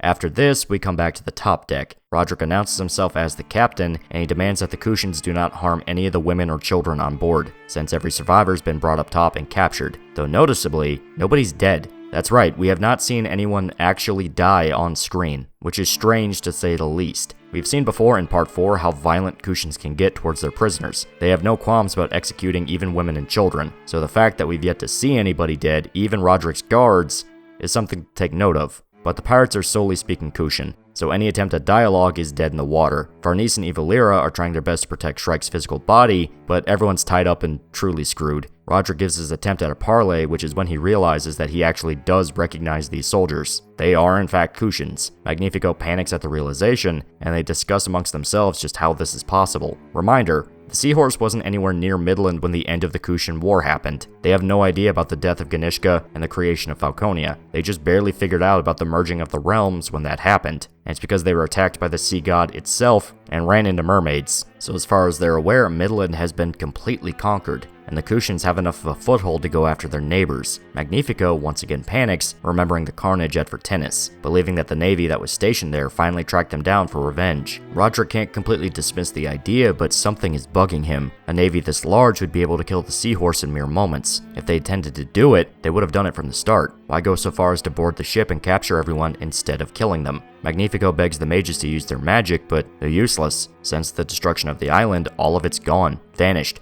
They can't perform a single spell. Besides, they don't like conflict. Old man, I'm gonna hit you. Still, Roderick realizes that they must have been here for another purpose. But whatever purpose that is still unclear. The most he does know is that everyone's been dragged into a strange new world. And the last image we see are some mysterious figures on a nearby ship, Guts on his feet and walking, and most important of all, Rickert. Yeah, Rickert is back with the pirates. He's back, My son came back with the milk like I knew he would. Not only that, but those figures on the boat, that's Salat and the Baki Raka. They're back. After over 8 years since their last appearance, Rickert, Salat, and the Baki Raka have finally returned to the story, which brings up all sorts of information for this new chapter. We thought at first that the boarding of the Kushans was an oh shit moment, but it might have actually been a rescue mission. That's right guys, these might be here to help. It was already weird that they weren't killing anyone, but it was easy enough to assume that they wanted to capture slaves or something to that effect. But the appearance of the Baki Raka and Rickert is proof that this is a big mission. Especially with the large naval force they're using, they wouldn't use this much firepower for just a slave grab. And the Baki Raka are elite assassins, they wouldn't waste their time on it either. The only explanation is they already know who's on the ship, and they can't miss the chance to meet them. Reminder that mages can sense the energy and presence of other living beings. They can find people in a crowd, and a more powerful mage can only get more accurate. It was Shrike's entire plan to find Casca and Falconia. And remember who ran off with Salat and Rickert? Master Daiba, an extremely powerful sorcerer. It's very possible that they worked to find out where Guts and the others went, and are trying to get everyone together. They definitely could have used a more subtle approach, but I'll chalk that up to Salat and his friends being assholes, because that would be in character. And if they were trying to find Guts and the others, it means that something can still be done about Griffith. Really, this might actually be exactly what Guts needs right now, to reunite with one of the only survivors of the Band of the Hawk and his old rival, especially since Rickert was able to do what Guts couldn't. He could physically harm Griffith. He smacked him in the face, something that Guts can only dream of, as his sword phased straight through the guy like water. Meeting with Rickert might be the key to killing Griffith and saving Casca. The question is if Guts is too far gone by this point or not, whether the Beast of Darkness has taken too strong a hold on him, and if he's gonna screw everything up. Because there is a legitimate possibility he might squander this chance, but we simply don't know what's going to happen. I definitely think that this isn't a coincidence. It wouldn't just stumble into the exact same ship Guts and the others were on by chance. Something pushed these people to meet, whether it was by fate or they intentionally looked for them, but this is a sign of the end game. This is one of the biggest moments of the story by far. It's all built up, in all honesty, but revealing Rickert and the Baki Raka after all this time isn't a small gesture. Things are about to start ramping up hard and fast. We're really not too far away from a final battle scenario. The question is whether Guts can get his shit together or not and lead the charge. We won't know until the next chapter, which is going to be a while out, as it's already confirmed we're not getting one come October. Which is fine. I'm not upset at all. Regardless, this is a good chapter, and definitely one that will be appreciated on reread once enough have released after it. What started off as a could things get any worse type moment has evolved into a much more positive event. This isn't an ambush, this very well could be the cavalry coming to the rescue. Whether or not it can play out in full, or if the Berserker armor has something to say about it, remains to be seen. But this might be the beginning to the party picking themselves back up and dusting themselves off. If Guts is able to get the inspiration he needs from seeing Rickert again, then we might see the big guy come back in full swing, ready to get downright impolite against the legions of hell once again. But that's all I have to say about this chapter. Also, supposedly, this is the beginning to the new arc. So say hello to the Eastern Exile arc. Until next time, please remember to like, comment, and subscribe. See you guys.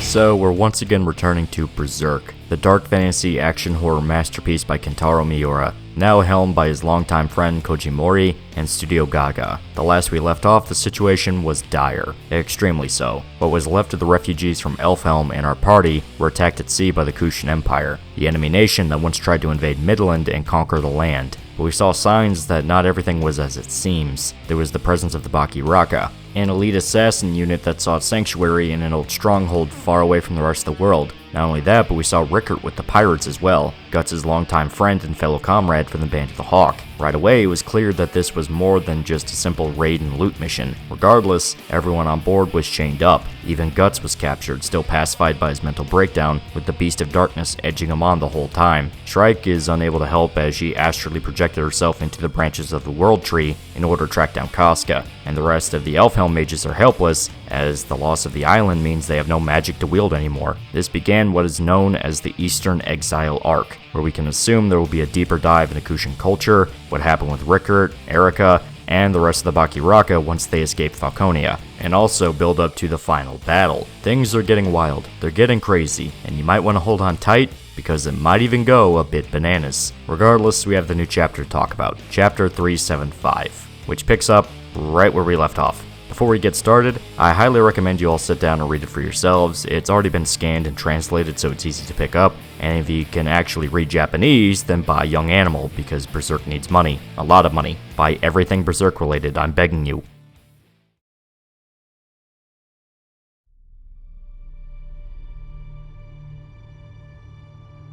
So I wasn't kidding when I said the chapter picks up right where we left off. We're right back to the Kushans boarding the seahorse, only this time it's from Salat's perspective. As it turns out, Salat and his men are communicating with Master Daiba, who gave them a prophecy of a beast bound in chains arriving in the haze of a white mist, on a night where the moon looks like a drawn bow. Salat is impressed that the ship seems to match the prophecy to a T, but he doesn't really know what it means. The ship could belong to Griffith. It's a western ship, and the only kingdom left standing is Falconia. As far as the Bakiraka are aware, it could be a scouting ship ready for a full-scale invasion, but that doesn't sound quite right. For one, Falconia is many leagues away from where they're at. It would be a stretch to think Griffith is already spread that far out. The easiest explanation is that the refugees fleeing the monsters. The idea makes Salat find the idea of violently boarding the vessel a tad overdramatic, but Daiba, who is revealed to be flying above on his pterodactyl friend, says that they've already ensnared something he would like to see personally, but the soldiers are already bringing everyone to the top deck, and a particular group of Kushans are dragging something out, something chained from head to toe. As Serpico, Puck, and Isidro watch in complete bewilderment, Guts is marched out, completely passive and not even attempting to fight back. Everyone is in shock at the sight. Out of all the people in the world, they were certain Guts would be the one causing the Kushans the most trouble,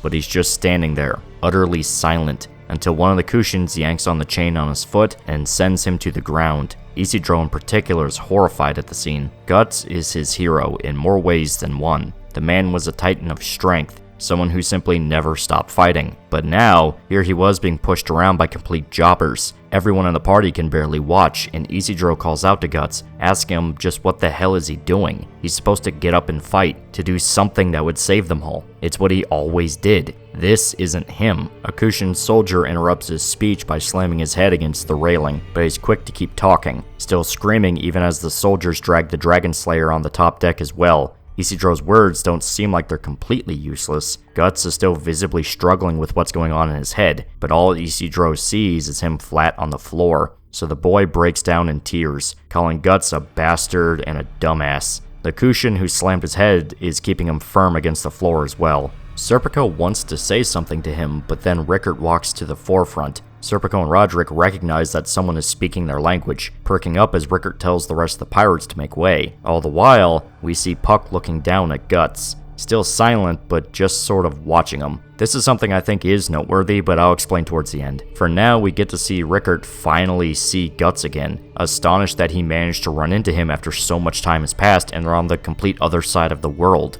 But even the presence of Rickert isn't enough to break the man out of his state. Roderick immediately asks who he is, since this kid's able to recognize Guts, and he's, frankly, not Kushan, but he doesn't respond, instead saying something to the rest of the Kushans. They take out their knives and cut everyone free. Rickert gave them all a stand-down order. He says that the Empire is on edge due to recent events, and he apologizes for how they were treated. Here we see Rickert officially introduce himself to the party. He was certain he would never see anyone from Midland or anyone that could speak his language ever again, but then suddenly, their ship just appeared in Kushan waters. Because of that, they have to seize the vessel, but tensions are noticeably less strained. It's not a great situation, but compared to what everyone's already been through, there are certainly worse possibilities out there. Daiba and Salat are still watching over the situation, just as amazed that they found Guts again after all this time. Salat only now realizing the prophecy was about this encounter. Of course, if the prana of Durga were to awaken, it wouldn't really matter how many soldiers they sent in,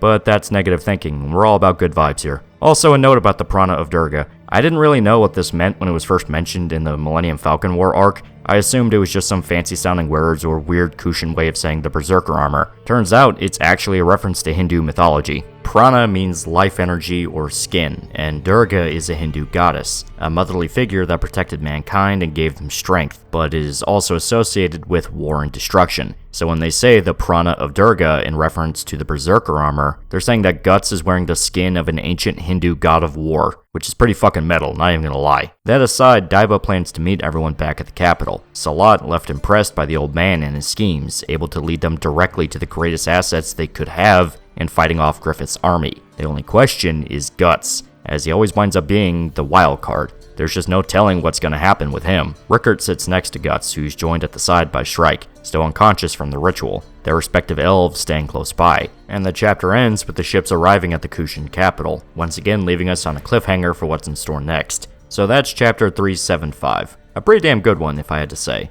Getting the official reunion of Rickert and Guts is just awesome, and knowing that this was all a scheme by Daiba so everyone can meet opens things up immensely, because now there's not only Griffith's schemes to think about, but now the Kushans as well. Griffith saying they need to go east could very well be in reference to this very event, that Guts and the party will meet Daiba and the Bakiraka and manage to muster up a resistance against them. Because remember, the Bakiraka are more than capable fighters, they damn near killed Roxas. Things are building up rapidly and only going to get crazier. But the big thing I want to talk about is how Puck's been acting. Usually he's right at Isindro's side cracking jokes, becoming a sort of comedy duo with him ever since they met in Conviction, but now he's silent, just sort of a passive observer to what's going on. Hell, it's been a while since we've seen him in his chestnut Puck form. He's serious again, at least partially, and he knows something's going on with Guts. It's very possible that he's going to be the key to getting Guts out of the Beast of Darkness's grasp. Remember, that was his job before Shrike showed up. He had to stick with Guts and help him when he was at his worst. Now that she's off in Falconia trying to find Casca, it's time for Puck to dust off the gloves. And he might actually be able to do a good job at it. Shrike's solution to fighting off the beast was to physically go into Guts' mind and yank him out of it. It wasn't really dealing with the beast, it was just slapping it down and giving Guts the chance to take control again. Puck might actually be able to help the guy. They've been together easily the longest out of everyone in the party. He's been with Guts since Black Swordsman and never once left the guy alone. Whether he likes it or not, Puck is Guts' closest friend at the moment. And elves, by their very nature, represent goodness in the world, positivity and joy. Sure, it's not like just sitting close to Guts will make the beast go away, definitely not, but I can absolutely see Puck at the very least helping Guts break out of its control. And they're gonna need him too, because the way things are going, it seems to be pointing towards full-scale war. An absolutely insane one, but we won't know until it happens. There's still a lot that we are unsure about. As stated, I believe this arc is going to be about fleshing out Kushan culture and kind of their day-to-day and what happened to them ever since the war and the death of Ganishka, so that'll be pretty dope. We also get to see what happened with Rickert and how he ingratiated himself into the Kushans and has probably since become a pretty major figure to them. I mean, he's leading a unit of soldiers. I'm also curious about how much exactly Daiba knows and what he's keeping close to his chest, because Daiba himself is also a sorcerer. So I imagine that with the new mages from Elfhelm no longer having their magic available, they're going to need to turn to Daiba to help, because Kushan magic is probably just as powerful because they use a different form. They don't need to worry about a world tree. But we won't know until any of this happens. For now, we just have the single chapter. It can be annoying waiting for new ones, but I still absolutely trust the road the story's going down. Koji Mori swears they're going off notes that Miura left behind, saying they're so extensive there might even be notes on what the final chapter is going to be. The series is in the hands of a good team, and I trust them with Berserk. A lot of the people have strong feelings, saying the series died with 364, since that was the last official one handled by Miura, and I understand that, but these chapters have been very enjoyable personally, and I prefer not tossing the baby out with the bathwater just because it's not handled by the man himself, since sadly that's just impossible now. Plus, they've really taken strides to improve the art. When they first started the solo chapters, it looked pretty wonky, but now it's almost downright exact to how Miura would have done it. I'm loving it personally. Regardless, I recommend everyone catch up to the manga soon. Mori swears that the way things are going, the manga will come to an end in about 10 years, give or take. So, you know, not much time to catch up. I'm gonna be halfway through my 30s when this damn thing is over. Still, this is all I have to say about the newest chapter. It's leading us into some pretty damn keynote happenings. Until next time, please remember to like, comment, and subscribe. See you guys.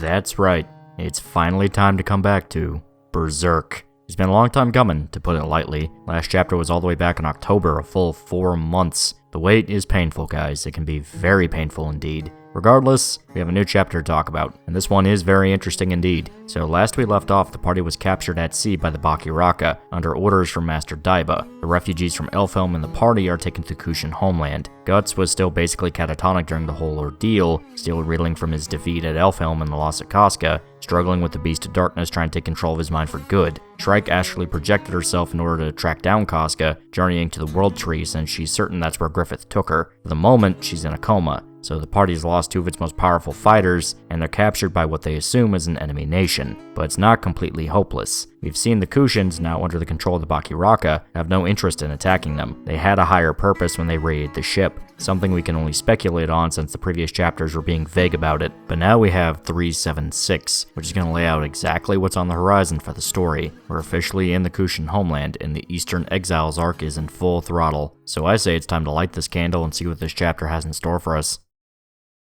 The chapter opens up on something pretty interesting. It's Guts. He's in some dimension that's similar to the astral realm whenever Shrike or Farnese enter it. Beset by some sort of extreme power he's right next to. He has no time to even think about what's happening as it threatens to sweep him away. But just as it looks like it might consume him, something appears.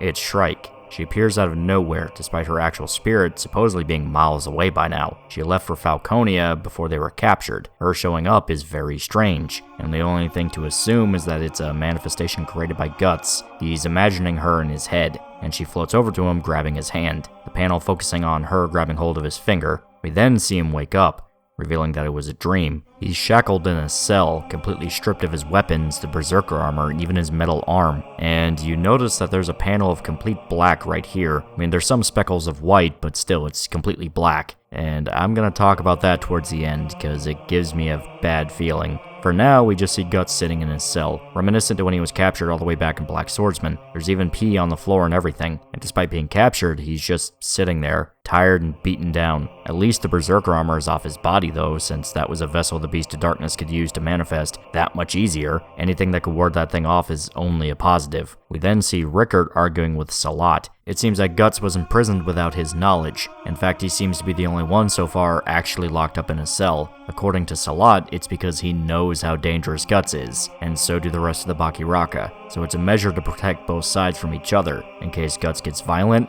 or any Kushan soldier decides to try and attack him. The argument is cut short when Daiba arrives, telling Rickert to come with him. Turns out the rest of the refugees and the Kushans are all centered around Shrike, still in her coma from the ritual. She's been unconscious for over a day, and yet she's not come back. Something has gone terribly wrong, and she has slipped into the deepest layers of the astral realm. Rickert can't help but respect her for risking her life to help Guts, while Daiba is impressed by the skill such a young girl could have. In fact, he gets the idea in his head that these mages could be extremely powerful, could he command them in battle, something that no doubt is going to be very important for coming events. Roderick seems like he's trying to apologize to Salat over an earlier incident, probably when they realized how bad Shrike's condition was, and they had to commandeer a bed for her, but Salat doesn't care, simply saying that they were rough to the crew anyway and he's there for information, recounting that the crew came from some fairy island that vanished in a single night. The knowledge that the mages have lost their home and are forced to wander sparks sympathy in Salat, who's well aware of the feeling himself, and he asks for forgiveness over their capture. He then turns his attention to Shrike, remarking that she is the girl that can rein in the beast. Daiba laughs to himself as he remembers the time Guts defeated him in combat, something that should have been impossible since it was one man versus a mage and an entire army of monsters, and he simply says that it's water under the bridge, though he does say it's a draw. Gotta give the old man some credit. Most likely because he's fully aware that a warrior like Guts is better as an ally than an enemy. Rickert is blown away by the knowledge, completely unaware of all the challenges Guts dealt with on his journey. Daiba, however, simply asks Salat if he can take the mage students under his wing to teach them the Kushan style of magic. The refugees are suspicious at the offer, immediately sensing an ulterior motive at play here. Roderick even calls them out on it, saying that they're grateful for the help, but why does Daiba need to take the mages under his wing? and Salat says that since refugees drifted into their waters, they're beholden to Kushan customs, which means that they're expected to assist the Kushan military. Daiba says that fate must have brought everyone together, all parties forced to one of the last vestiges of civilization not controlled by Griffith, and all are besieged by demons and monsters for it. As such, it's only fair to explain the situation to the refugees, instead of just forcing them into it with no information. Salat relents, and we see Isidro, Puck, and Serpico walking down a hallway. Puck asks Isidro what he thinks is going to happen next, and the boy just snaps at him, saying he doesn't know. He's still pretty torn up over the recent events.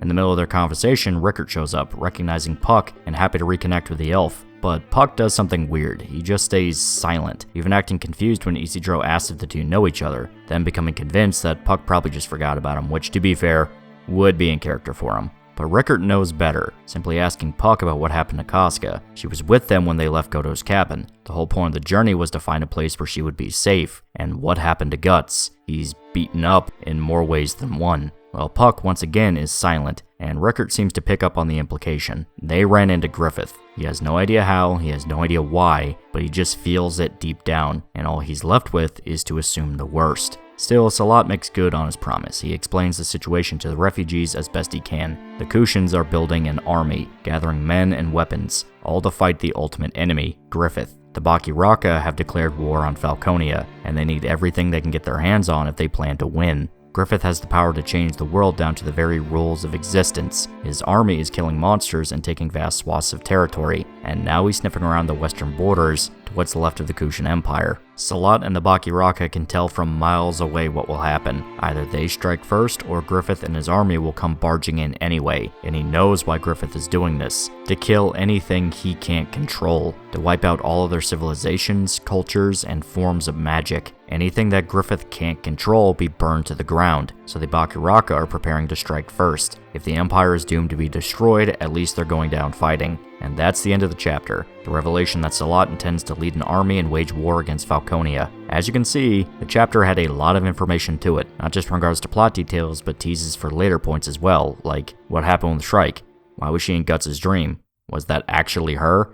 Or did Guts just dream her up? There's a lot we can speculate on as well. Not everything seems to be massively important. Puck ignoring Rickert might legit just come down to him being ashamed they couldn't protect Casca, which is sad but not something that will rock the world or anything. But the dream sequence with Shrike can have multiple answers to it. Either A, she managed to sink farther into the astral realm than anyone realized, and can appear all over the world whether she knows it or not, even in dreams. But I have my doubts on that because it hasn't been established anything went wrong with that ritual. The last we saw her, she was going to Falconia to save Casca. If that was actually Shrike, you would think she would say something to Guts about what she found in the current situation, whether or not she tracked down Casca, etc. But no, she seemed to act exactly like what Guts would dream about, just silent and helping him out. That leads into B. That wasn't actually Shrike and was an image or memory of her that Guts tapped into in his dream. Since the Berserker armor is no longer on him, and the Beast of Darkness, we can assume, has less influence on his mind, showing that the experiences he's had with his party can save his soul from being consumed, which has been a major aspect of the guy for a while now, so it's not unexpected. Now there is a third option, that maybe it was a mix of both. That wasn't actual Shrike, no, but there's an aspect of her in Guts' mind that's able to gain power and pull him back together. We saw during one of the first times she had to save Guts from Berserker armor, Shrike was pulled into his mind by force. This sudden action that stunned even her for a period of time, and she had to scramble to save both of them from being consumed by the beast. It's possible there's a remnant or something that was left behind in Guts' mind, something that was smothered by the Berserker armor and is only now able to help due to its removal. It's a long shot, but not impossible. We simply don't know yet. But the interesting part is where Guts is at. So for some reason in that dream, it looked like he was in the astral realm. It looked very similar to when Shrike and Farnese were right next to Griffith in Elfhelm when they were in their astral forms.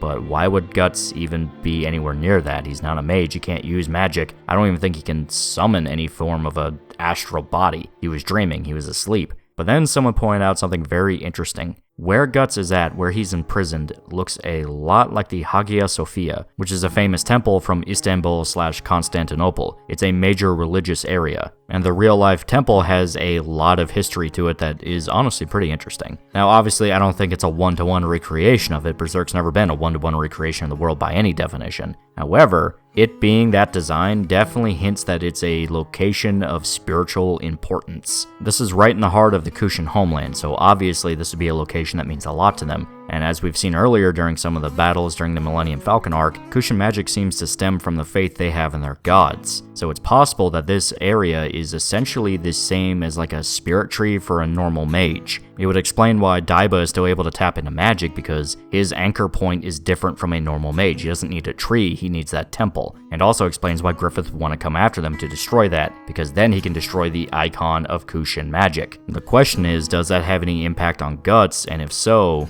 was that what influenced his dream? We don't know just yet, but it definitely is an interesting teaser that will probably be explained in the coming chapters. Now, there was that part I said I thought was pretty important all the way back in the beginning of the chapter. It's this moment right here. The panel of sheer black right next to Guts. It's something I didn't even really notice the first time I read it, and I only really thought it was just kind of a filler space or something to pace out the page, and only after going through it a second time did it start piquing my interest, because really, it's such a small panel, but there's not any explanation for it. We don't know what the panel is showing, what it's revealing. It's just a black panel with some specks of white on it. And it's something that, when I thought about it, started giving me a bad feeling. Someone might assume it's showing the night sky to establish how much time has passed and it's the middle of the night, but it's not that. We see the daylight through the window. The chapter takes place during the day. The vibe I got from the panel, and this is purely on my part, so don't take it as gospel, is it might be a POV shot from Guts' eye. It's nearly black because the guy is almost completely blind. He might actually be reaching a point where he's gonna need the Berserker armor just to function properly. Reminder, the Berserker armor enhances all of his senses. It pushes him past human limits. And even with those limits surpassed, we saw his eye get cloudier and cloudier. It's very possible that now, without the Berserker armor, his default is being damn near blind. It's killing him, but without it, he's even worse. It's pure speculation on my part, but it's the vibe I got from the panel, and it's something I couldn't help but think about as I kept going. I mean, it also could have just been Guts forgetting the dream as he wakes up, but that's no fun. He's breaking down at his physical, mental, even emotional limits, and the coming war with the Kushans might be the straw that broke the camel's back. Who knows what's next?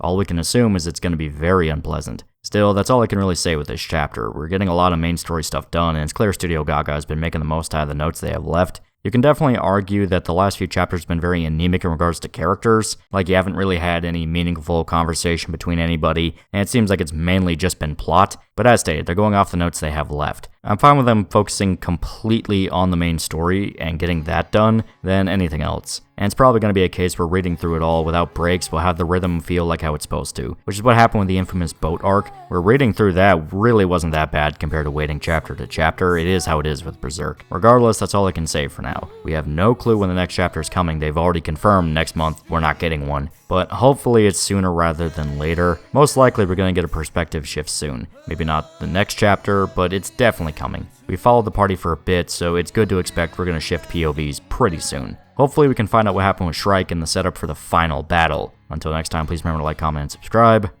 See you guys. I wanna scream, and I can't win. Oh, my life's a living soundtrack for a human horror film. I can't feel, and I can't love.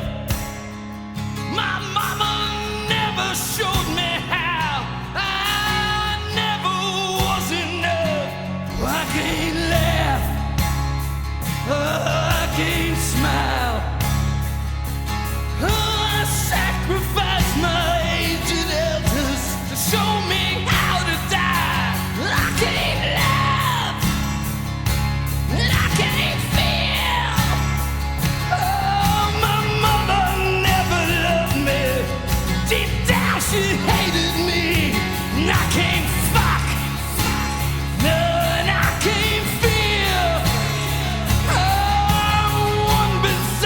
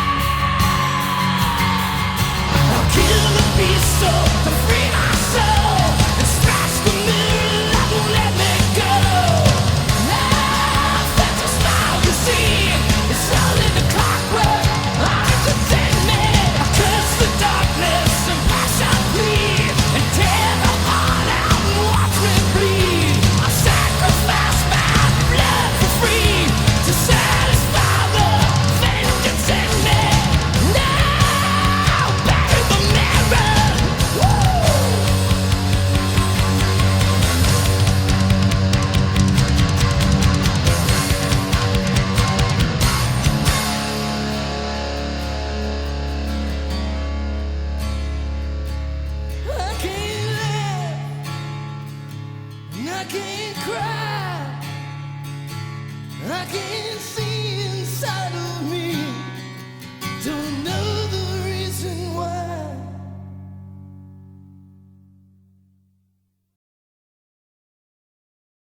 Hey, loser. Do you want a shirt? Do you want a t-shirt? I have shirts now. Look in the description for a link to a t-shirt you can buy. If you don't buy the t-shirt, I'll kill your family. If you don't buy the t-shirt, I'll poison your dog. If you don't buy the t-shirt, you're going to be the only person in town that does not have a t-shirt. Everyone's going to look at you funny. There's going to be social consequences to not having one of these t-shirts. I am now making express threats of violence against you if you do not buy my t-shirt. I will call the police, tell them how you're not buying my shirt. They're going to plant crack in your house, and they're going to arrest you and then beat you up in a jail cell. Buy my shirt.